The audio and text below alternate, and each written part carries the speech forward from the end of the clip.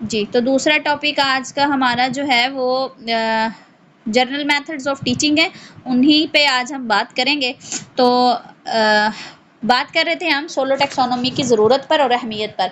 तो कंटेंट आपका फिर इस पोस्ट के से रिलेटेड जो होगा वो teaching techniques and methodology, classroom management and discipline, testing and evaluation, knowledge of Bloom's taxonomy, ये 4 टॉपिक हैं और इन्हीं के मुताबिक फिर आपकी तैयारी जो है वो करवाई जाएगी या आप तैयारी करेंगे। और फिर जब 3rd नंबर पर असेसमेंट है तो असेसमेंट भी फिर आप इन्हीं टॉपिक से रिलेटेड की जाएगी। ये नहीं कि पढ़ाया ये जाए, कंटेंट ये दिया जाए और असेसमेंट जो है वो मैथमेटिक्स की कर ली जाए, स्टैटिस्टिक्स की कर ली जाए या फिर इंग्लिश की कर ली जाए। ठीक है, तो जो लर्निंग ऑब्जेक्टिव्स होंगे उसी के अकॉर्डिंग कंटेंट डेवलपमेंट होगा और उसी के मुताबिक असेसमेंट की जाएगी और इससे फिर स्टूडेंट्स के लर्निंग लेवल का पता चल जाएगा। मिसाल के तौर पे कल आपने ब्लूम्स टेक्सोनोमी को पढ़ा और फिर आपने एक टेस्ट सॉल्व किया तो जिसमें आपको पता चल गया होगा कि आप लर्निंग के ब्लूम्स टेक्सोनोमी की अंडरस्टैंडिंग में आप किस लेवल पर खड़े हैं। ठीक है, ये एक सादा सी मिसाल थी जिससे आपकी अंडरस्टैंडिंग ज़्यादा अच्छी हो जाएगी। जी, तो कल हमने टीचिंग मेथड्स के हवाले से पेडागोजी पर बात की कि पेडागोजी क्या है। आज मैं दोबारा से इसको दोहरा देती हूँ कि पेडागोजी या पेडागोग ये एक ग्रीक वर्ड है जो दो ग्रीक वर्ड का मजमूआ है, पाइडोस और एगागोस। पाइडोस का मतलब होता है बॉय या चाइल्ड या स्टूडेंट आप कह लें और एगागोस मतलब लीडर यानी कि टीचर। तो पेडागोजी क्या refers to the teaching profession. अब टीचिंग प्रोफेशन में देखें, टीचर होता है, स्टूडेंट होता है और कंटेंट होते हैं यानी सिलेबस होता है जो उसे पढ़ाया जाना है और फिर उस सिलेबस को पढ़ाने के लिए जो टूल्स इस्तेमाल किए जाते हैं, एविएट्स यूज़ किए जाते हैं। डिफरेंट उसमें एविएट्स होते हैं, बोर्ड है, बुक है, उसके अलावा टीवी है, प्रोजेक्टर है, एलईडी है, डिफरेंट चार्ट्स हैं, जो भी यूज़ किया जाएगा पढ़ाने के लिए वो एविएट्स होंगे। ठीक है, या फिर वो टूल्स होंगे। ओके, ये था पेडागोजी। तो पेडागोजी जो है वो इसे लर्निंग विद टेक्नोलॉजी भी कह सकते हैं और इसके अंदर 4 चीज़ें हैं, इंस्ट्रक्टर और इंस्ट्रक्टर के बाद स्टूडेंट्स के बाद कंटेंट और कंटेंट के बाद टेक्नोलॉजी। ठीक है, अब टीचिंग टेक्निक्स एंड मेथडोलॉजी में सबसे पहले हमारे पास लेक्चर मेथड है। तो लेक्चर मेथड का दूसरा नाम जो है वो चाक एंड टाक मेथड है। लेक्चर मेथड का दूसरा नाम क्या है? चाक एंड टाक मेथड। ये भी क्वेश्चन आपसे पूछा जा सकता है कि चाक एंड टाक मेथड किसको कहा जाता है। ठीक है, तो chalk and talk method lecture method को कहा जाता है। Lecture method is a traditional method of teaching. ये एक रवायती तरीका तदरीस है और आजकल इसका बहुत इस्तेमाल होता है, बल्कि शुरू से इसका इस्तेमाल हो रहा है, ज़्यादातर यूनिवर्सिटीज़ और कॉलेजेस में इसका इस्तेमाल होता है। अब इसके ऑब्जेक्टिव क्या हैं लेक्चर मेथड्स के? ठीक है, जैसे कि अभी आप लोग क्लास ले रहे हैं तो ये भी लेक्चर मेथड ही है और अमूमन यूनिवर्सिटी में, कॉलेज में लेक्चर मेथड ही यूज़ किया जाता है। अच्छा, इसके ऑब्जेक्टिव क्या हैं? Objectives of lecture method to clarify के कंटेंट की को क्लियर करना, स्टूडेंट्स को जो भी उसके डाउट हैं उस टेक्स्ट में, यानी एक लेसन है, बुक से जो भी लेसन या जो भी असाइनमेंट है उसमें जो डाउट हैं, जो कॉन्फ्लिक्ट्स हैं उनको क्लैरिफाई करना। दूसरे नंबर पर टू एक्सटेंड कंटेंट्स के जितना एक मवाद बुक पर दिया गया उसको बढ़ाकर उसको वजाहती अंदाज में स्टूडेंट्स के सामने पेश करना। जैसे कि अभी आपने सोलो टेक्सोनोमी को पढ़ा, सोलो टेक्सोनोमी की डेफिनेशंस थी, उसको कब पेश किया गया इसके बारे में बात थी। मज़ीद जो है मैंने आपको एग्जांपल्स के साथ उसे समझाया, तो ये एक्सटेंडेड कंटेंट हो गया। ठीक है, फॉर द नेक्स्ट है for the purpose of review, के रिव्यू के मकसद के लिए भी इसको इस्तेमाल किया जाता है लेक्चर मेथड को। अब बात करते हैं मेरिट्स ऑफ लेक्चर मेथड पर। तो लेक्चर मेथड की जो खूबियाँ हैं उनमें सबसे पहली खूबी जो है वो इकोनॉमिकल है कि पैसा कम खर्च होता है। ठीक है, तो काम ज़्यादा हो जाता है, फिर टाइम सेविंग है, वक़्त कम खर्च होता है। ठीक है, और कम टाइम के अंदर एक ज़्यादा तादाद जो होती है स्टूडेंट्स की उनको पढ़ाया जाता है, उन तक ज़्यादा इन्फॉर्मेशन जो है वो डिलीवर की जाती हैं। मिसाल के तौर पे कॉलेज के या यूनिवर्सिटी के हॉल के अंदर एक सेमिनार कंडक्ट हो रहा है। ठीक है, जिसमें हॉल की कैपेसिटी 1000 स्टूडेंट की और हॉल के अंदर जगह जगह पे जो है वो स्पीकर लगाए गए हैं और जो बोलने वाला है वो स्टेज पे खड़ा होकर बोल रहा है, सबको आवाज़ जो है वो जा रही है। तो 45 मिनट और आधे घंटे के उस लेक्चर में या सेमिनार में 1000 स्टूडेंट्स तक वो इन्फॉर्मेशन जो है वो कन्वे हो गई। ठीक है, तो इस तरह टाइम सेविंग है, ज़्यादा इन्फॉर्मेशन पहुंचाई जाती है इसमें। Teachers work become easier, teacher का काम आसान हो जाता है कि उसने सिर्फ इन्फॉर्मेशन देनी होती है, वो बोलता जाता है और स्टूडेंट्स जो हैं वो नोट करते जाते हैं। यूज़फुल फॉर फैक्चुअल इन्फॉर्मेशन, हकायक की जो इन्फॉर्मेशन होती है यानी हकायक बताना, मालूमात देने के हवाले से ये बहुत मुफीद है। मेंटेन सीक्वेंस, सीक्वेंस मतलब तसलसल बरकरार रहता है, इंटरप्शन नहीं होती बीच में, तो टीचर मुसलसल बोलता जाता है और एक सीक्वेंस में जो है वो इन्फॉर्मेशन डिलीवर होती जाती है।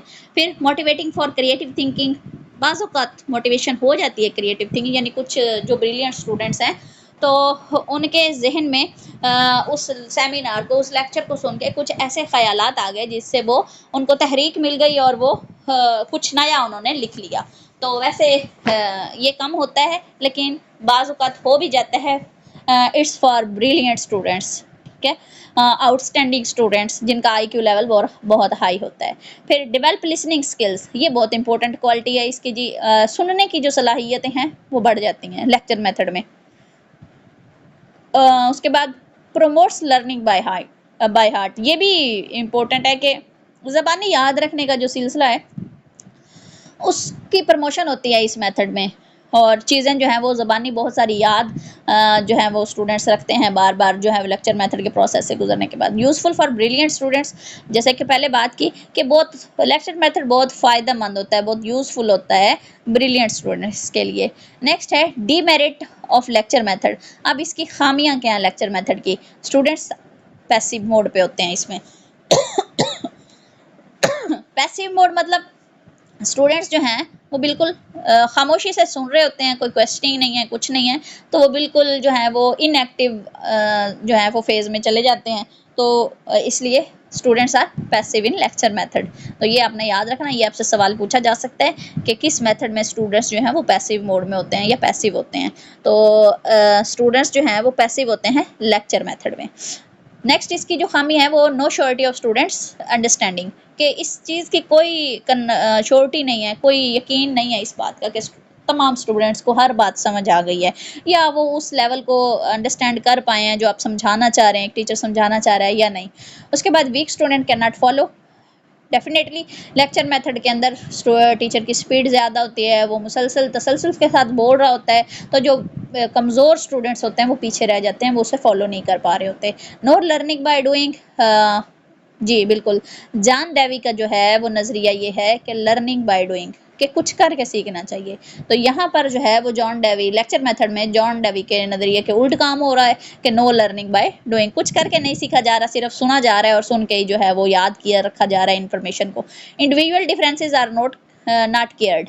अच्छा, ज़ाती इख्तलाफात जो या इनफरादी इख्तलाफात जो हैं, ज़ाहिर है हर इंसान जो है वो दूसरे से मुख्तलिफ है, किसी की सुनने की सलाहियत अच्छी है, किसी की नहीं है, किसी की जो है वो राइटिंग स्पीड अच्छी है, किसी की नहीं है। कुछ स्टूडेंट्स का आईक्यू लेवल जो है वो ब्रिलियंट मतलब 130 अबव है, किसी का 100 है, किसी का बिलो 100 है, यानी कुछ ब्रिलियंट है, कुछ एवरेज है, कुछ वीक है। तो ये जो इनफरादी इख्तलाफात हैं इनका ख्याल नहीं रखा जाता लेक्चर मेथड में, एक ही पैमाने पर सबके साथ जो है इक्वली ट्रीट किया जा रहा होता है। अथॉरिटेरियन मेथड होता है, ठीक है, डिक्टेटरशिप मतलब अथॉरिटेरियन हाकमाना लहजा होता है इसमें, मतलब स्टूडेंट्स को इंटरप्शन करने की इजाज़त नहीं होती, अगर तो टीचर अलाउ करे तो फिर ही कर सकते हैं, और अमूमन जो है वो एंड पे क्वेश्चन आंसर का मेथड सेशन जो है वो रखा जा रहा होता है। फिर प्रीवियस जो नॉलेज है वो उसको असेस नहीं किया जाता, नॉट असेस्ड। प्रीवियस नॉलेज यानी स्टूडेंट के पास जो उस टॉपिक से रिलेटेड पहले से नॉलेज मौजूद है उसको नहीं देखा जाता। नेक्स्ट है हमारे पास रेसिटेशन मेथड। तो रेसिटेशन मेथड में यानी ये रेसिटेशन मेथड जो है जैसे तिलावत की जाती है, ठीक है, मतलब रट लेना किसी चीज़ को, ठीक है। एक मिनट। तो रेसिटेशन मेथड के अंदर अमूमन जो है क्वेश्चन आंसर मेथड जो है वो यूज़ किए जा रहे होते हैं। अच्छा जी, वेलकम बैक। मेरी तरफ से लेक्चर कंटिन्यू था, आपको आवाज़ नहीं पहुंच रही थी। लेकिन आपकी रिकॉर्डिंग में सारी बातें रिकॉर्ड हो गई हैं, आप सुन सकते हैं जितना आपका मिसिंग है। असल में नेटवर्क इशू था, लाइट आई है फिर गई है फिर आई है, तो कनेक्शन जो है वो डिस्टर्ब हो गया। तो अभी स्क्रीन नहीं शो हो रही होगी आपको, मैं स्क्रीन शो कर देती हूँ। तो लेक्चर मेथड मैंने आपको पढ़ा दिया, अब हम दूसरे मेथड पर पहुंच चुके हैं। तो लेक्चर मेथड जो है ना वो आपने रिकॉर्डिंग में सुन लेना है, या अगर टाइम बचा तो हम एंड पे इसको दोबारा से दोहरा लेंगे, ठीक है। तो जी दूसरा मेथड जो है वो रेसिटेशन मेथड है। रेसिटेशन मेथड जो है, method is characterized as a question answer method session during which the teacher ask a series of question and students provide the answer based on what they have read in their text books और other assignments. मिसाल के मतलब के एक teacher ने question answer की एक series बना के स्टूडेंट्स को दे दी, जिनके उसने स्टूडेंट्स ने आंसर करने हैं, और या फिर कुछ असाइनमेंट दी गई या टेक्स्ट बुक से काम दिया गया और उसको स्टूडेंट्स ने पढ़ा और उसी के अंदर से सवालात किए गए।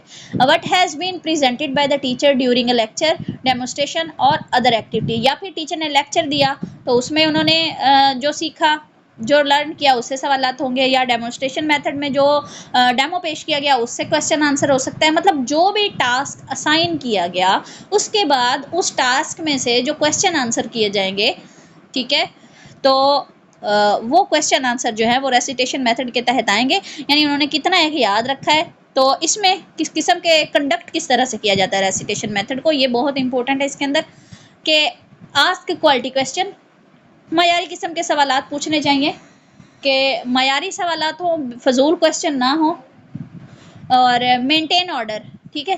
तो एक सीक्वेंस के साथ जो है वो सवालात को जो है वो चलाना चाहिए, ठीक है।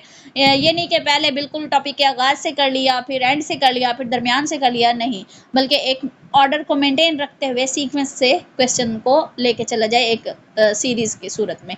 फिर tell how to respond question, ठीक है। फिर स्टूडेंट्स को इसके अंदर ये भी सिखाना होता है कि उसने किसी भी सवाल का जवाब देने के लिए किस तरह से जवाब देना है। तो इसका तरीकाकार ये होता है कि पहले हैंड रेज करेंगे, आप अलाउ करेंगे, जिसको टीचर जिस स्टूडेंट को अलाउ करेगा वही उसका आंसर देगा।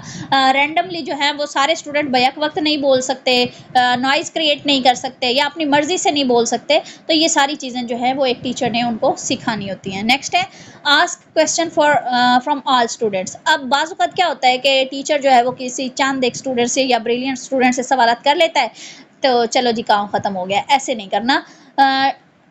रेसिटेशन मेथड के मुताबिक तमाम स्टूडेंट्स से सवालात किए जाएं, चाहे वो ब्रिलियंट हैं, मीडियोकर हैं या फिर वीक हैं। हर कैटेगरी से, हर तबके से जो स्टूडेंट्स हैं उनसे सवालात किए जाएं।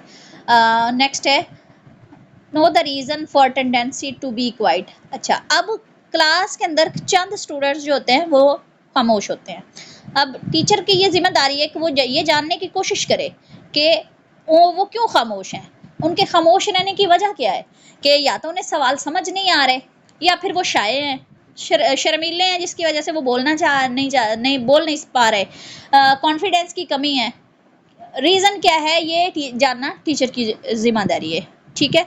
नेक्स्ट है आस्क क्वेश्चन टू अनअटेंटिव स्टूडेंट्स, और फिर उसके बाद ट्रीट विद कर्टेसी, के जिन स्टूडेंट्स की तवज्जो नहीं है, क्लास में तो मौजूद हैं लेकिन मेंटली एब्सेंट है, या फिर इधर उधर देख रहे हैं, या फिर बातचीत आपस में कन्वर्सेशन करने की कोशिश में है, या फिर कुछ राइटिंग में स्टूडेंट्स की आदत होती है कि वो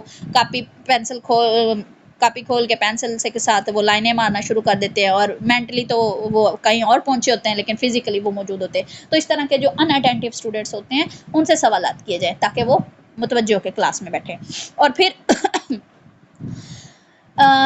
रहम दिली के साथ, काइंडनेस के साथ स्टूडेंट्स के साथ बिहेव किया जाए, उन्हें डांटा ना जाए।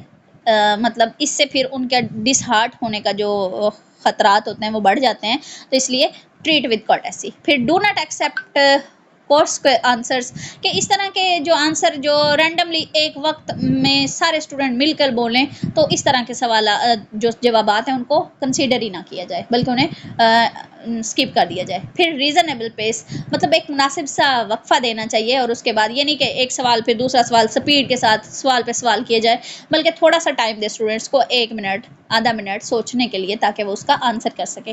फिर मैक्सिमम पार्टिसिपेशन होनी चाहिए, ज़्यादा से ज़्यादा, जैसे हर स्टूडेंट से सवाल हो तो ज़्यादा से ज़्यादा उसके अंदर पार्टिसिपेट करें। Beware of mode of class, अब ये बहुत ज़रूरी चीज़ है कि क्लास के मोड को भी जानना चाहिए कि वो क्या पढ़ना चाह रहे हैं, वो पढ़ाई करने के मूड में हैं भी या नहीं है।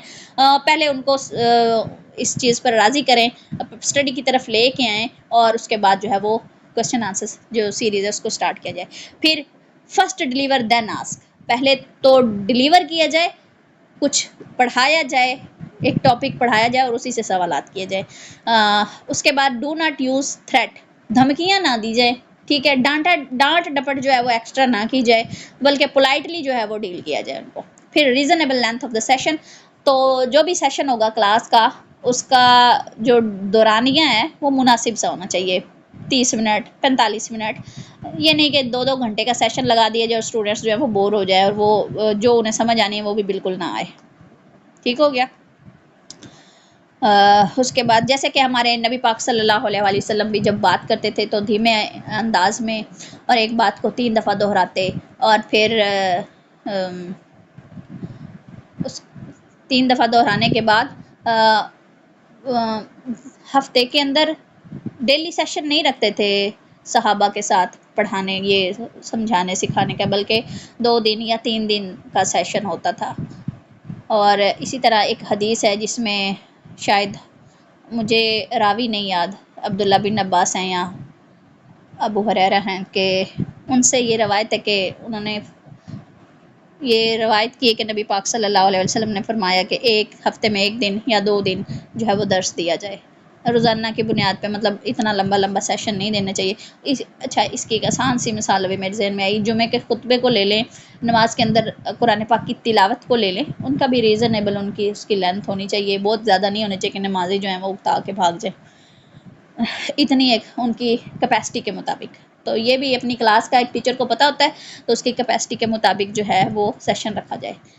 अच्छा, अब ये नहीं कहना कि आप लोगों का सेशन लंबा हो गया, आप लोग दोहराई कर रहे हैं, तो आपकी कैपेसिटी बहुत ज़्यादा होनी चाहिए, ठीक है।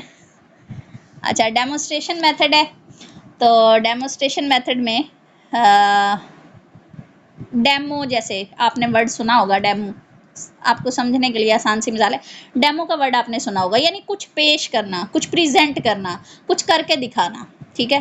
तो demonstration method is a teaching method used to communicate an idea with the aid of visual such as, यानी कोई भी एक टॉपिक है, कोई टर्म है जिसको आपने डिफाइन करना है, तो उसके लिए आपने विजुअल एड्स का इस्तेमाल करना है, यानी जो दिखाई दे रही है। विजुअल एड्स मीन जो दिखाई दे रही है, जैसे चार्ट है, प्रोजेक्टर है, एलईडी है, उस पर कुछ दिखाएं और फिर उसको प्रेजेंट करें।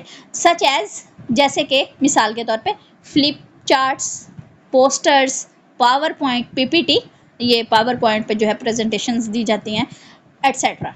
उसके बाद a demonstration is the process of teaching someone how to make or do something in a step by step process, यानी एक के बाद दूसरा स्टेप, दूसरे के बाद, जैसे अभी हमने सोलो टेक्सोनोमी को पढ़ा ना, तो उसकी स्टेजेस को हमने 1 by 1 डिस्कस किया, लेकिन हम डिस्कस कर रहे थे लेक्चर मेथड के ज़रिए, वो कि आपके सामने स्क्रीन भी शो हो रही है, लेकिन आप सुन रहे हैं।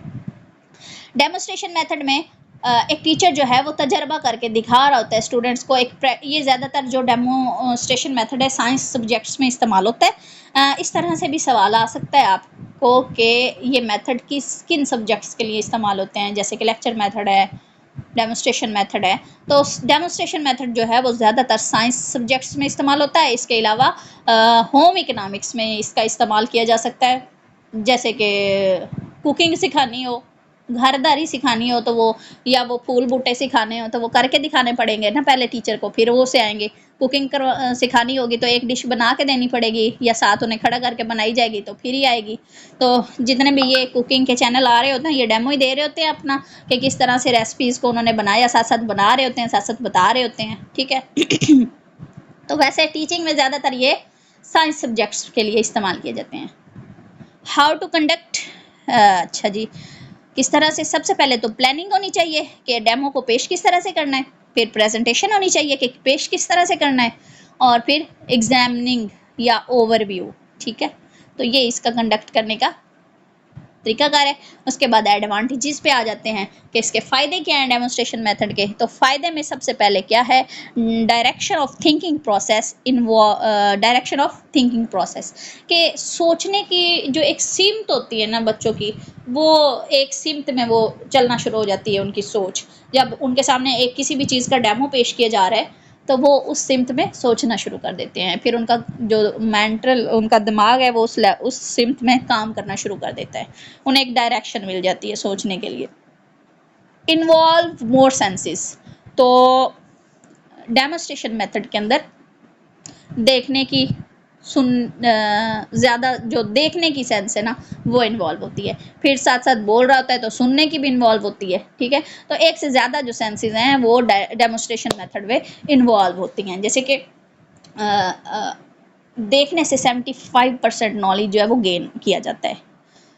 ठीक है, उसके बाद है डेवलप इंटरेस्ट। बिल्कुल जी, ये इसका फ़ायदा है कि डेमोन्स्ट्रेशन मेथड के ज़रिए स्टूडेंट का जो लेवल ऑफ इंटरेस्ट है वो मेंटेन रहता है, वो डेवलप होता जाता है, वो बोर नहीं होते, बोरियत का शिकार नहीं होते, बल्कि वो दिलचस्पी के साथ उसको देख रहते हैं। जैसे कि 9th 10th में, फर्स्ट ईयर सेकंड में अमूमन जो है वो फ्रॉग का एक्सपेरिमेंट करवाया जाता है स्टूडेंट्स को, उसका डेमो पेश किया जाता है। फिर उसके अलावा जो मेजरमेंट के आलात होते हैं उन पे मेजरमेंट करवाई जाती है।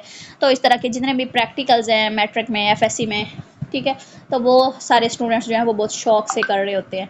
और इसके अलावा जिस भी चीज़ का शौक होता है स्टूडेंट को, जिस भी वो डिपार्टमेंट से या जिस भी फील्ड से वो बिलोंग कर रहे हैं, वो ज़ाहिर डेमो को शौक से ही देख रहे होते हैं।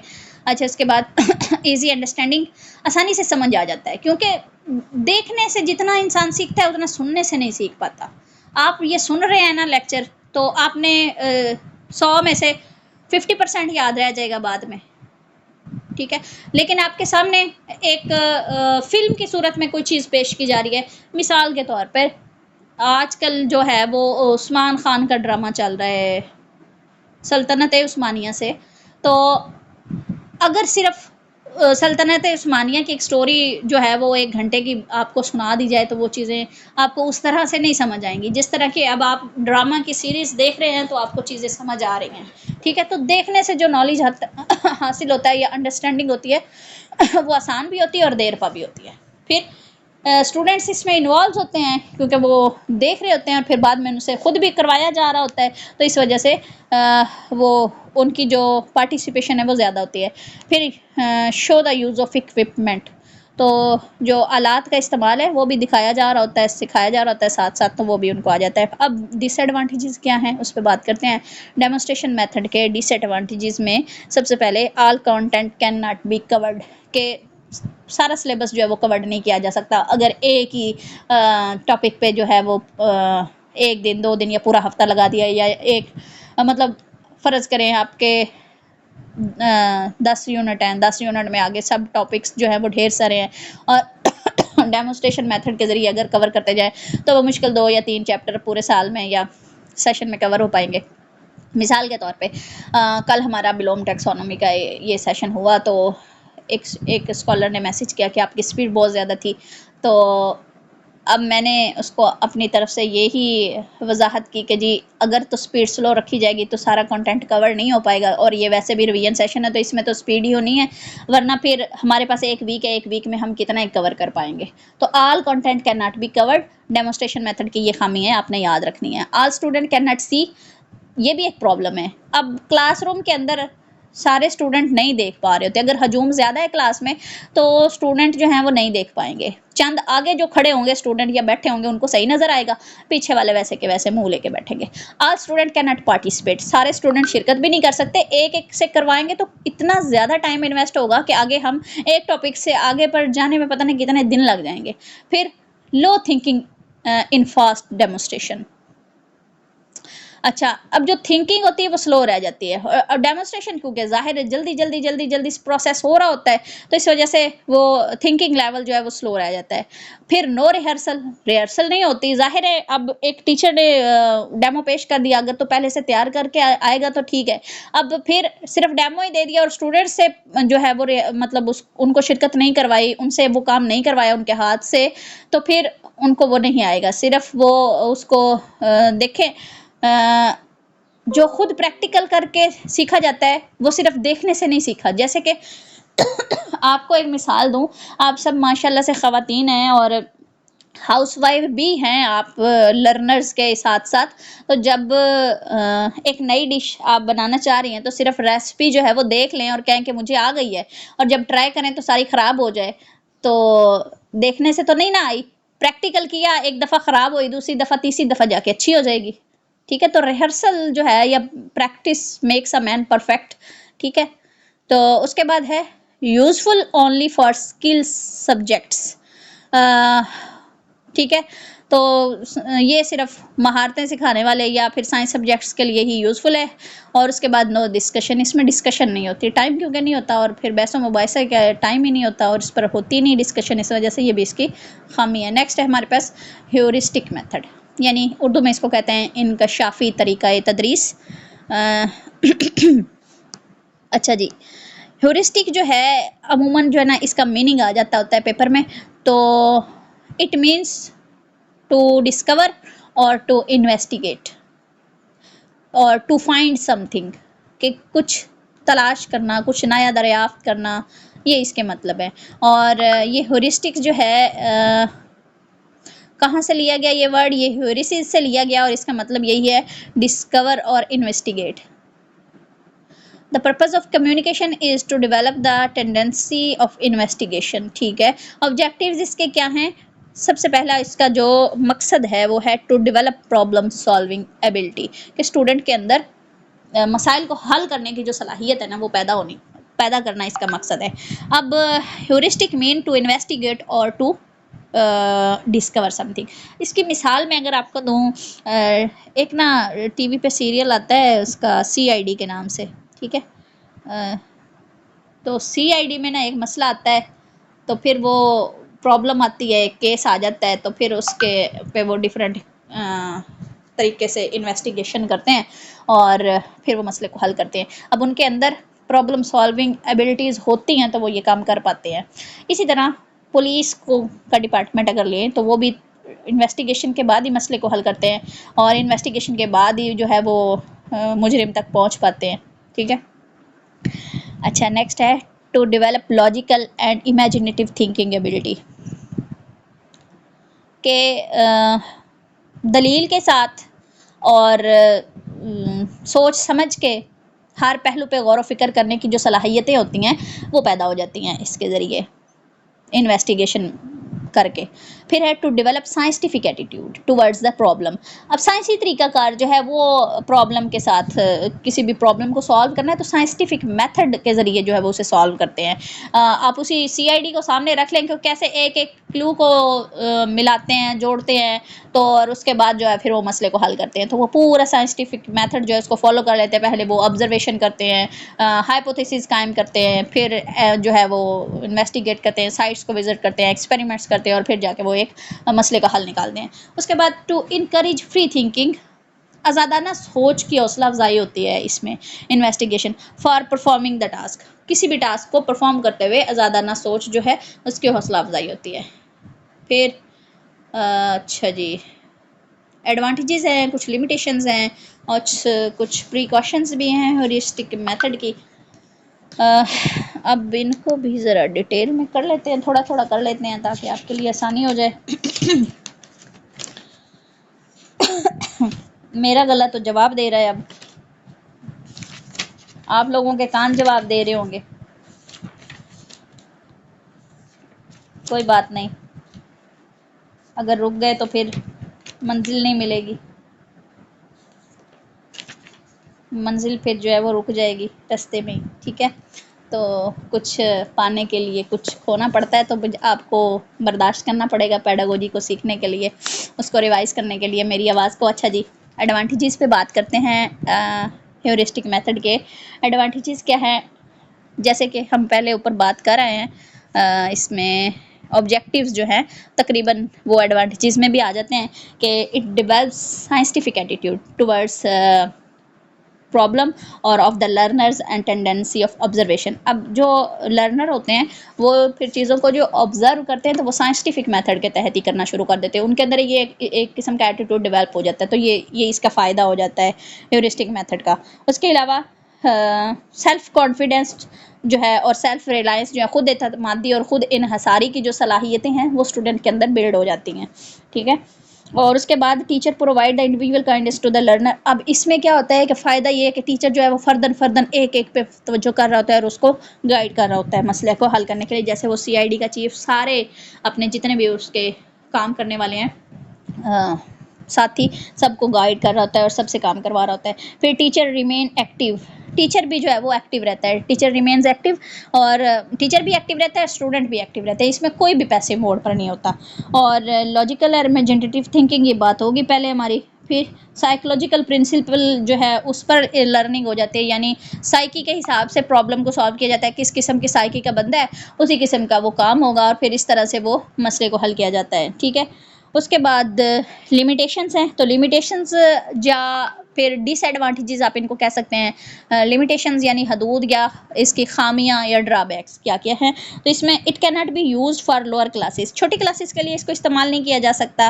फिर इस पर बहुत ज़्यादा टाइम इन्वेस्ट होता है, ठीक है। और जैसे कि डेमोन्स्ट्रेशन मेथड में टाइम इन्वेस्ट होने की वजह से सारा कंटेंट कवर नहीं हो पाता, तो इसमें भी फिर यही सेम प्रॉब्लम आ रही है। अच्छा, ये आपने याद रखना है कि हर मेथड की कुछ खूबियाँ हैं कुछ खामियाँ हैं, ठीक है। तो कोई भी परफेक्ट चीज़ नहीं होती, हर चीज़ के कुछ फ़ायदे होते हैं कुछ नुकसानात होते हैं, ठीक है। तो इसमें भी बहुत ज़्यादा टाइम जो है वो इन्वेस्ट होता है। फिर ये जो है वो डल और पुअर स्टूडेंट्स के लिए इसको इस्तेमाल नहीं किया जा सकता, और इवन कि अगर वो डल और पुअर स्टूडेंट्स हायर क्लासेस में भी हैं तो फिर भी उनके लिए इसको इस्तेमाल नहीं किया जा सकता। ये सिर्फ ओनली ब्रिलियंट और शार्प स्टूडेंट्स के लिए होता है। जैसे कि इन्वेस्टिगेशन के लिए अब CID के जो लोग वो हायर करेंगे, जाहिर है वो ब्रिलियंट और शार्प स्टूडेंट्स को हायर करेंगे ना, टैलेंटेड लोगों को हायर करेंगे, ठीक है। अच्छा, उसके बाद इसमें बहुत ज़्यादा स्टूडेंट्स के लिए ये इस नहीं इस्तेमाल किया जा सकता।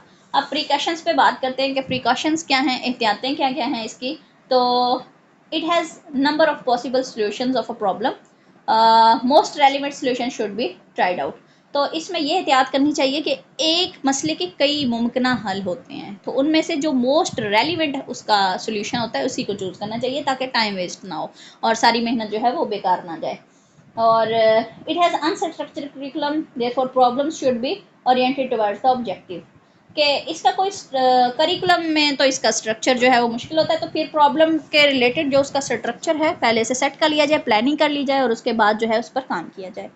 तो इसमें रिस्क बहुत ज़्यादा होता है ह्यूरिस्टिक मेथड में, क्योंकि ज़्यादातर जो है वो ख़दशा होता है कि टाइम वेस्ट ना हो जाए। जितना टाइम इन्वेस्ट करके एक मसले को हल किया और वो मसला जो है उसका सोल्यूशन जो है वो रॉन्ग आ जाए, तो फिर टाइम वेस्ट होने का बहुत ज़्यादा ख़तरा होता है इसमें। नेक्स्ट है हमारे पास डिस्कशन मेथड। अच्छा, डिस्कशन मेथड जो है बहस मुबाहिसा, डिस्कशन के वर्ड से पहले जो है वो अवेयर है। जैसे कि आपका रात को एक डिस्कशन ग्रुप बनाया गया जिसमें आपको खुली छुट्टी दी गई, जो मर्ज़ी जितनी मर्ज़ी बातें करें, लेकिन बातें स्टडी से रिलेटेड करनी है, ये नहीं कि और बातें शुरू हो जाएं। तो लेकिन स्टडी से रिलेटेड खुल के आप बात कर सकते हैं। तो दूसरे ग्रुप में आपको ये इजाज़त नहीं थी, वहाँ जो है वो प्रॉब्लम आ रही थी, तो कभी उसको बंद कर दिया जाता था कभी खोल दिया जाता था, तो आपके लिए आसानी हो गई, फिर आपको एक अलग से प्लेटफॉर्म दे दिया गया। तो ये डिस्कशन की वजाहत के लिए था। अब तो word discuss has been derived from Latin root discuter. अब इसका मतलब ये है कि टू शेक और स्ट्राइक, ठीक है। और ये रेफ़र किस चीज़ की तरफ करता है कि कोई भी सब्जेक्ट है, कोई भी टॉपिक है, कुछ भी है, तो थॉरली जो है वो उस पर बहस मुबाहिसा करके उसका एक हल निकाला जाए और हर पहलू पर उस पर डिस्कशन की जाए। A discussion is an activity of sitting and talking about a specific subject. जी बिल्कुल, मबाहिसी तरीका है तदरीस, उर्दू में इसको यही कहते हैं, ठीक है। डिस्कशन को मुबाहिसा कहा जाता है। अच्छा अब इसमें discussion method of teaching is a process in which a small group assembles to communicate with each other. एक छोटा सा ग्रुप होता है जो जिसमें हर पर्सन दूसरे के साथ इंटरेक्ट कर रहा होता है और बातचीत कर रहा होता है, और टू कम्युनिकेट, अच्छा, फिर using speaking, listening and non verbal process. अब इसमें बातचीत के ज़रिए भी कम्युनिकेशन की जा रही है, सुनने के ज़रिए भी कम्युनिकेशन की जा रही है, फिर खामोश रह के भी सुना मतलब कम्युनिकेट किया जा रहा है। तो ये सारा जो है ना, ये डिस्कशन मेथड है। अब डिस्कशन मेथड में प्लानिंग फॉर डिस्कशन के किस तरह से डिस्कशन होनी किस तरह से चाहिए, ये नहीं कि अपनी मर्ज़ी से रैंडमली जिस तरह मर्ज़ी डिस्कशन स्टूडेंट्स करें, ऐसे नहीं होना, बल्कि इसका एक प्रॉपर मेथड होता है। तो उसमें प्लानिंग फॉर डिस्कशन में सबसे पहले चूजिंग द डिस्कशन टॉपिक, तो एक टॉपिक होना चाहिए जिस पर डिस्कशन हो, ठीक है। फिर फ्रेजिंग द डिस्कशन क्वेश्चंस, फिर जो टॉपिक चूज़ किया गया उससे रिलेटेड इंपॉर्टेंट क्वेश्चंस की एक लिस्ट बनाई जाए, ठीक है। आउटलाइनिंग द टॉपिक, और फिर टॉपिक से रिलेटेड इंपॉर्टेंट जो पॉइंट्स हैं उनको लिखा जाए। और फिर मिसाल के तौर पे सोलो टेक्सोनॉमी 5 स्टेजेस हैं। पहले तो हमने टॉपिक चूज़ किया सोलो टेक्सोनॉमी, ठीक है। फिर फ्रेजिंग द डिस्कशन क्वेश्चंस, फिर हमने उसके क्वेश्चन तैयार करने, तो पहले हम आउटलाइनिंग द टॉपिक, उसमें हमने उसकी स्टेजेस लिख ली, स्टेजेस में हमने 5 स्टेजेस के नाम लिखे, फिर हर स्टेजेस से रिलेटेड इंपॉर्टेंट जो है वो क्वेश्चन लिख लिए। प्लानिंग डिस्कशन स्ट्रैटेजी, अब ये बहुत इंपॉर्टेंट है कि किस तरीकाकार से डिस्कशन जो है वो स्टार्ट की करवाई जाए और एंड करवाया जाए। सबसे पहले तो बिगिनिंग फेज होगा कि टॉपिक को इंट्रोड्यूस करवाया जाएगा, उसके इंपॉर्टेंट पॉइंट बताए जाएंगे और इंपॉर्टेंट क्वेश्चन बताए जाएंगे। फिर मिडिल फेज जो होता है ये पीक वाला फेज होता है, यहाँ पर स्टूडेंट्स जो हैं जो भी उनके मसाइल आ रहे होते हैं इस टॉपिक से रिलेटेड, तो उन पर बहस मुबाहिसा हो रहा होता है। और फिर लास्ट वाला फेज आ जाता है एंड फेज। एंड फेज में क्या होता है कि टीचर अपनी तरफ से कंक्लूजन दे के क्वेश्चन टॉपिक को समराइज करके क्लोज कर देता है, ठीक है। उसके बाद है फॉर्म्स या फिर टाइप्स ऑफ डिस्कशन। तो टाइप्स ऑफ डिस्कशन में सबसे पहले सिम्पोजियम है। सिम्पोजियम जो है ये बहुत इंपॉर्टेंट है डिस्कशन मेथड के हवाले से, अक्सर क्वेश्चन आ जाता है इस पे कि सिम्पोजियम का ताल्लुक किस मेथड से है, ठीक है। तो symposium is belong to discussion method.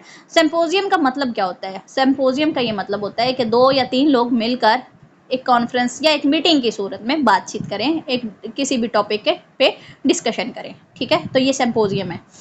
इसी तरह the panel discussion. Panel discussion में अब 3, 4, 5, 6, 7, 8 लोग हो सकते हैं एक पैनल, ठीक है। जैसे ये कोर्ट में जजेस के पैनल बन जाते हैं, जैसे कि आपके इंटरव्यू के लिए पीपीएससी का पैनल बन जाता है, एफपीएससी का पैनल बन जाता है, तो पैनल की डिस्कशन हो गई, ठीक है, किसी भी टॉपिक पे। फिर इनफॉर्मल ग्रुप डिस्कशन होती है। इनफॉर्मल ग्रुप डिस्कशन इसमें ये डिस्कशन में जैसे कि आप अपने फेलोज़ के साथ डिस्कशन करते हैं, क्लासरूम के बाहर भी, ठीक है, और क्लासरूम के अंदर भी, ठीक है। और फिर गली मोहल्ले में जो दोस्त हैं उनके साथ डिस्कशन करना। और इसकी सबसे खूब मज़ेदार दिलचस्प मिसाल जो है, जो आपकी और हमारी जो मदर्स हैं वो साथ वालियों से अक्सर दरवाजे में खड़े हो गए बात की, बस जाने लगी हूँ, बस जाने लगी हूँ, और 2-2 घंटे गुजार दिए। तो ये इनफॉर्मल डिस्कशन में ही आ जाता है। इसके अलावा हर पर्सन की क्लासरूम से बाहर अपने फेलोज़ के साथ, अपने छोटे बड़े बहन भाइयों के साथ, माँ बाप के साथ, गली मोहल्ले में मोहल्लेदारों के साथ जितनी भी बातचीत होगी वो सारी इनफॉर्मल डिस्कशन में आ गई, और वो चाहे जिस भी टॉपिक पर होगी वो इनफॉर्मल डिस्कशन ही होगी। उसके बाद है फॉर्मल डिस्कशन। फॉर्मल डिस्कशन में ये क्लासरूम के अंदर होगी और मखसूस टॉपिक पर होगी और पूरी प्लानिंग के साथ होगी, जैसे कि अभी हमने ऊपर उसका प्लानिंग पढ़ी है, तरीकाकार पढ़ा है। तो ये हमारा डिस्कशन मेथड क्लोज हुआ जी। Activity method. एक्टिविटी मेथड जैसे कि नाम से जाहिर है एक्टिव रह के काम करना, लर्निंग बाय डूइंग, ये कहता है John Dewey. Learning by doing John Dewey कहता है कि कुछ करके सीखो। तो एक्टिविटी में स्टूडेंट से कुछ ना कुछ करवाया जा रहा होता है, ठीक है, जो भी टॉपिक है उससे रिलेटेड एक्टिविटी करवाई जा रही होती है। तो a type of teaching in which students acquire knowledge and understanding by participating in a set of specially designed activities rather than by passively listening to a teacher. जैसे कि लेक्चर मेथड में passively listen करते हैं, तो activity method में passively listen नहीं करेंगे, यानी खामोशी के साथ सुनेंगे नहीं बल्कि कुछ करेंगे, कुछ करके सीखेंगे, हाथ पैर हिलाएंगे, ठीक है, चुप करके नहीं बैठेंगे। तो डिफरेंट टाइप्स ऑफ एक्टिविटीज़ होती हैं। एक्सप्लोरेटरी है, इसमें नॉलेज गेटिंग एक्टिविटीज़ होती हैं, मतलब कि कुछ सीखना, कुछ टर्म्स के बारे में, और कुछ डेफिनेशंस के बारे में कुछ ना कुछ, यानी कि उसके बाद जो है दूसरे नंबर पर कंस्ट्रक्टिव है, एक्सपीरियंस गेटिंग एक्टिविटीज़, जिसमें कुछ तजर्बात करके जो है वो सॉरी ये डिस्कशन मेथड है। अच्छा, ये प्लानिंग हो गई और उसके बाद ये एक्टिविटी मेथड है। अच्छा, उसके बाद एक्सप्रेशनल प्रेजेंटेशन एक्टिविटी है और उसके बाद है इंडिविजुअल एक्टिविटीज़ और फिर ग्रुप एक्टिविटीज़। ये टाइप्स थी एक्टिविटी मेथड की। तो इसमें जो ग्रुप एक्टिविटीज़ हैं, इनमें छोटे छोटे ग्रुप बना के तो स्टूडेंट्स को से जो है वो एक्टिविटीज़ परफॉर्म करवाई जाती हैं और उसके बाद जो है वो ग्रुप वर्क या टीम वर्क में वो सीख रहे होते हैं, ठीक है। और इंडिविजुअल में इनफरादी तौर पर जो हर स्टूडेंट्स को अलग अलग काम जो है वो असाइन कर दिया जाए तो वो उसकी इंडिविजुअल एक्टिविटीज़ हो जाती हैं। एक्सप्रेशनल जो है प्रेजेंटेशन एक्टिविटी, इसमें क्या होगा कि इजहार करना किसी भी चीज़ का। एक्सप्रेशनल होता है ना, एक्सप्रेस करना, ठीक है, अपने ख्यालात का इजहार करना, अपनी फीलिंग्स का इजहार करना। तो इसमें प्रेजेंटेशन एक्टिविटी इनको कहा जाता है। जैसे कि आगे शो हुआ है, प्रेजेंटेशन एक्टिविटी मतलब कुछ प्रेजेंट करना। जैसे कि a debate can be arranged to any social program और इशू, किसी भी समाजी मसले पर एक मुबाहिसा जो है या एक तकरीर बयान करना। फिर जो है एक चार्ट बना के तो उसमें पाकिस्तान की जो क्लाइमेट की या पाकिस्तान के नक्शे को जो है वो दिखाना, ठीक है, चार्ट के ऊपर। तो ये मतलब कुछ भी काम करके प्रेजेंट करना, ठीक है, तो एक्सप्रेस करना। फिर कंस्ट्रक्टिव में एक्सपीरियंस होता है, इसमें तजर्बात के ज़रिए सीखना, ठीक है। तो स्टूडेंट्स जो हैं वो जैसे कि किसी साइट को विज़िट कर लिया, ठीक है, किसी जगह को विज़िट कर लिया, तजर्बा कर लिया कि वहाँ क्या हो रहा है, ठीक है, तो ये एक्टिविटीज़ हो गई। या फिर कुछ डाटा कलेक्ट करना है तो उस किसी जगह पे जाके इससे रिलेटेड जो है वो डाटा कलेक्ट करना है। मिसाल के तौर पर अगर स्कूल के अंदर या स्कूल से बाहर आपके एक सोसाइटी के अंदर या एक मोहल्ले के अंदर या एक गांव के अंदर आपसे ये कहा जाए कि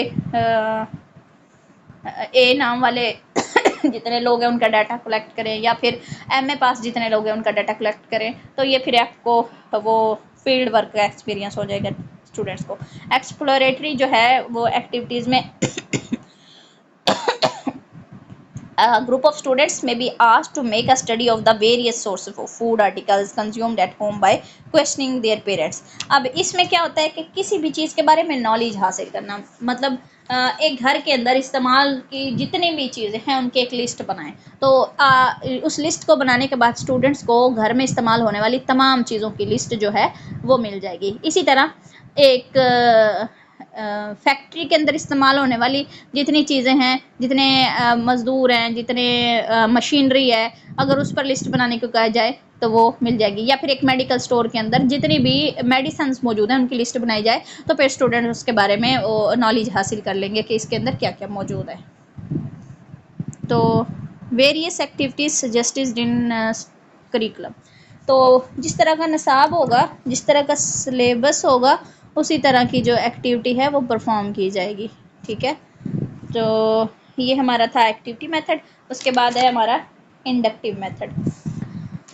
इंडक्टिव मेथड और डिडक्टिव मेथड को हम साथ साथ डिस्कस करते हैं कि इंडक्टिव मेथड जो है, inductive reasoning is the method of drawing conclusion by going from specific to general, कि एक ख़ास नुक्ते से आम की तरफ जब हम आते हैं तो ये इंडक्टिव मेथड है। और it's usually contrasted with deductive reasoning. अच्छा, इसकी फिर मेरिट्स हैं, डिमेरिट्स हैं, इसको यहाँ से नहीं, एक मिनट, इसको यहाँ से आप समझेंगे, ठीक है जी। डिडक्टिव और इंडक्टिव मेथड। इंडक्टिव मेथड क्या होता है, ये मालूम से नामालूम की तरफ जाया जाता है, यानी एक चीज़ पहले से मालूम है तो उसी को पढ़ा के नामालूम चीज़ की तरफ जो है वो जाया जाए, ये होगा इंडक्टिव मेथड, ठीक है। और उसके बाद डिडक्टिव मेथड में क्या होता है, आप एक चीज़ को नहीं जानते पहले से और उस से एक मालूम चीज़ की तरफ जाना, तो ये हो जाएगा डिडक्टिव मेथड। फिर स्पेसिफिक टू जर्नल, इंडक्टिव में क्या है, स्पेसिफिक टू जर्नल, यानी ये ख़ास चीज़ से एक आम चीज़ की तरफ जाया जाएगा। और डिडक्टिव में जर्नल टू स्पेसिफिक होगा कि एक आम चीज़ से एक ख़ास चीज़ की तरफ जाया जाएगा।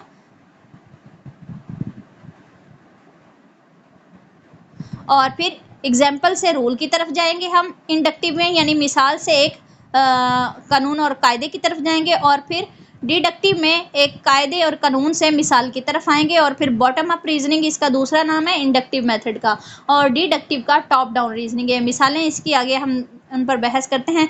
देखें डिडक्टिव वर्सेस इंडक्टिव में, इंडक्टिव में क्या होता है, इंडक्टिव में के स्पेसिफिक ऑब्जर्वेशन होती हैं, ठीक है, और ड्रास अ जर्नल कंक्लूजन।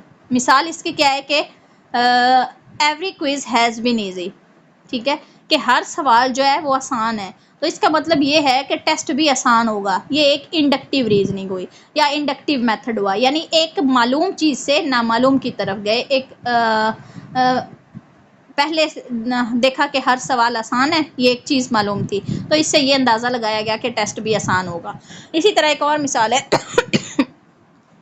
कि टीचर जो है वो आजकल जो या पिछले चंद दिनों में जो उसने क्लासेस दी हैं, उसने पावर पॉइंट का इस्तेमाल किया है, स्लाइड को शो किया है। तो इसका ये मतलब है कि अगली क्लास जो कल होगी उसमें भी टीचर जो है वो पावर पॉइंट का इस्तेमाल करेगा, ठीक है। तो ये इंडक्टिव की मिसाल थी, यानी एक मालूम चीज़ से नामालूम की तरफ जाना, ठीक है। फिर डिडक्टिव रीजनिंग है, ठीक है। डिडक्टिव रीजनिंग ना मालूम चीज़ से मालूम चीज़ की तरफ आना, ठीक है। A specific conclusion follows a general theory. इसमें मिसाल क्या है कि all students in the class play guitar, कि स्टूडेंट्स के अंदर तमाम स्टूडेंट्स जो हैं वो गिटार बजाते हैं, लेकिन उनमें से कोई एक स्टूडेंट, यानी Sam is the student of this class, therefore Sam plays guitar, ठीक है। तो वो एक सैम जो है वो भी गिटार बजाता है, क्योंकि तमाम बच्चे जो हैं वो प्ले करते हैं तो वो भी प्ले करता है, तो फिर ये तमाम से हम एक बंदे पर आ गए, ठीक है। मिसाल के तौर पर इसकी एक और मिसाल दूं कि कॉन्फ्रेंस के अंदर तमाम all the people present are 30 और ओल्डर, के एक कॉन्फ्रेंस हो रही है और उसके अंदर 30 साल या फिर उससे ज़्यादा उम्र के लोग बैठे हैं। तो मारिया भी उसी कॉन्फ्रेंस में बैठी है, तो मारिया की उम्र, इसका मतलब ये हुआ कि 30 इयर्स है। तो हमने क्या किया, एक नामालूम चीज़ से मालूम चीज़ की तरफ आ गए, कि हमें मारिया की उम्र तो मालूम नहीं थी, लेकिन उस कॉन्फ्रेंस में मौजूद लोग जो थे वो 30 इयर्स या उससे ज़्यादा उम्र के थे, तो हमें पता चल गया कि मारिया की उम्र 30 इयर्स थी। तो नामालूम चीज़ से मालूम की तरफ से आ गए, एक मिसाल से एक जर्नल से स्पेसिफिक की तरफ आ गए, ठीक है, एक मिसाल से एक रूल की तरफ आ गए। तो ये डिडक्टिव और इंडक्टिव रीजनिंग थी या मेथड था। उसके बाद प्रॉब्लम सॉल्विंग मेथड है। Problem solving method are the steps we use to find solutions to problems and issues. Humans are naturally quite good at problem solving, के मसाइल को हल करने का जो तरीक़ाकार है, इसमें हम मसाइल को हल करना सीखते हैं, और इंसान जो है वो फितरी तौर पर ही मसले को हल करने वाला ही है, उसकी फितरत ही ऐसी है। यॉकमैन और सिम्पसन ये कहते हैं कि a good problem for teaching purpose is clear, definite, interesting, thought provoking, understandable और suitable and of practical value. के एक तो वो क्लियर होना चाहिए, उसका मकसद वाज़ेह होना चाहिए, दिलचस्प होना चाहिए, कुछ थॉट प्रोवोकिंग हो, कुछ ख़यालात पर मबनी हो, समझने के काबिल हो, और उसकी कुछ वर्थ भी हो, ठीक है, प्रैक्टिकल लाइफ में। तो स्टेप्स क्या हैं प्रॉब्लम सॉल्विंग के? सबसे पहले तो प्रॉब्लम को रिकग्नाइज़ करें उसके बाद उसको डिफ़ाइन करें, उसके बाद उससे रेलिवेंट डाटा कलेक्ट किया जाता है, फिर ऑर्गेनाइज किया जाता है उस डाटे को, और एवेलुएट किया जाता है। उसके बाद फॉर्मुलेशन ऑफ हाइपोथेसिस और टेंटेटिव सॉल्यूशंस, यानी कुछ मफरूज़ा जात बनाए जाते हैं और कुछ जो है वो आर्जी हल निकाले जाते हैं, और उसके बाद arriving at the final solution, एक फाइनल जो आखिरी नतीजा है उस पर आया जाता है, और फिर उस सॉल्यूशन को वेरीफाई किया जाता है। आपने देखा होगा अक्सर रियाजी के मैथ के जो क्वेश्चन होते हैं उनके एंड पर लिखा होता है चेक, इसको चेक करें, यानी उर्दू में पड़ताल करें। तो ये फिर वेरीफाई करना होता है उसको कि आया कि सोल्यूशन जो है वो सही है या नहीं है। तो ये इसके स्टेप्स हैं। तो इनके इसके कितने स्टेप्स हुए?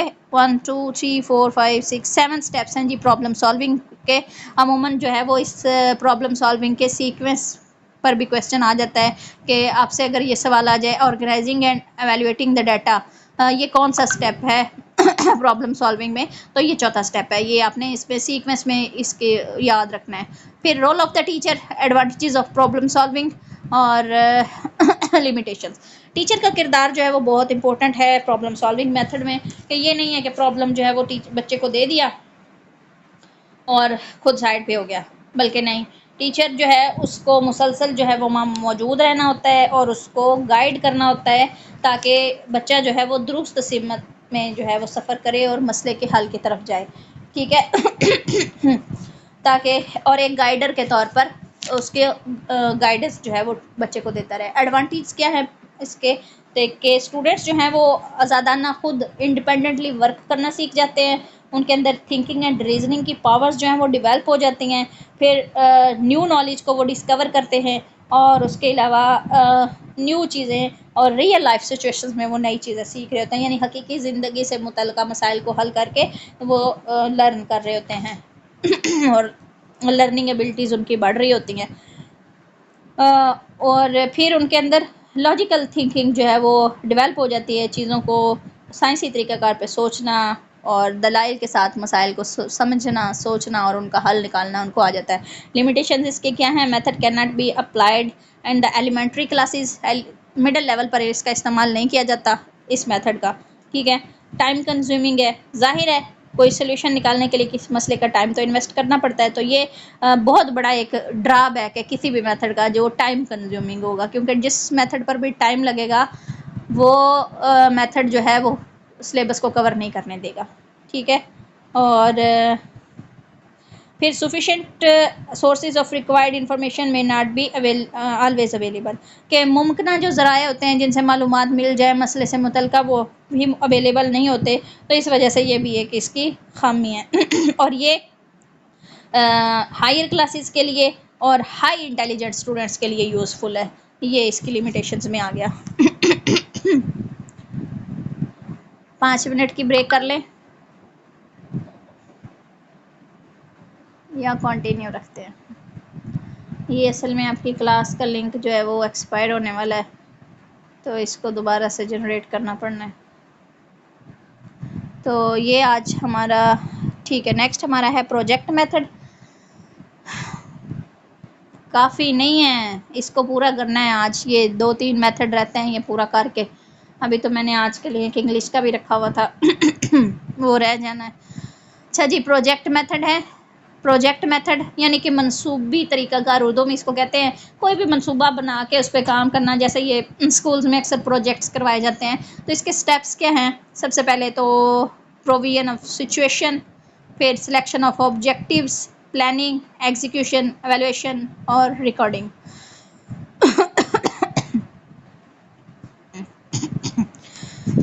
ये प्रोजेक्ट मेथड्स में सबसे पहले जो है, अच्छा इसकी फिर एक अलग रिकॉर्डिंग बना लेते हैं। 2 मिनट की ब्रेक दे दें मुझे, पानी पी लूँ मैं।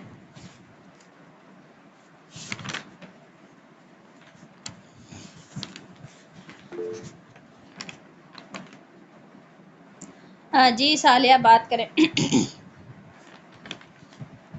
मैम जी तो वाह, स्टूडेंट्स कह रहे थे कुछ नमाज पढ़नी है उन्होंने। अच्छा चलें फिर ना, ये वैसे भी लिंक एक्सपायर होने वाला है, दोबारा से रिकॉर्डिंग भी शुरू कर लेंगे और 5-1 मिनट 10 मिनट के बाद दोबारा स्टार्ट कर लेते हैं, ठीक है। 6:30 बजे में? जी 6:30। ठीक है, थैंक अस्सलामुअलैकुम यू। वरहमतुल्लाहि वबरकातुहू।